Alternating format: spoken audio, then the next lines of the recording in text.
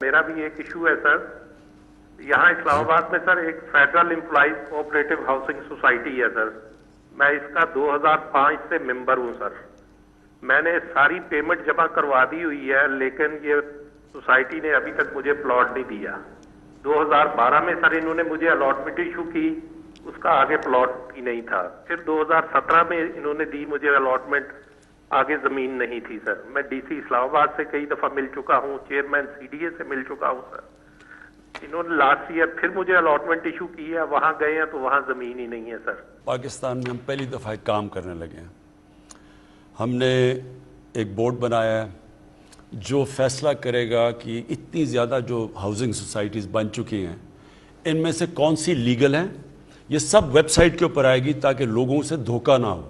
پہلے تو پتہ چلے لیگل سوسائٹی کون سی ہے, ان کے اوپر پوری چیزیں, پھر ہم کن کنڈیشنز پہ لیگل بنے گی, وہ اگر وہ کنڈیشنز میٹ نہیں کرتی تو اس کو اپروو نہیں کیا جائے گا.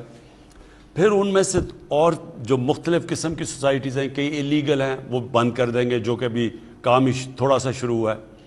کئی سوسائٹیز ایلیگل بن گئی ہیں لیکن انہوں نے اتنے زیادہ پلاٹ بیچ دیے ہیں کہ وہ اب لوگ وہاں رہنا شروع کر دیے ہیں. تو اس کے لیے ایک اور نظام لے کے آ رہے ہیں. کہنے کا مقصد یہ ہے, جسٹس عظمت جو ہمارے سپریم کورٹ کے چیف جسٹس تھے, ان کے نیچے ہم نے اب ایک کمیٹی بنائی ہے جو باقاعدہ کیٹیگرائز کر رہی ہے.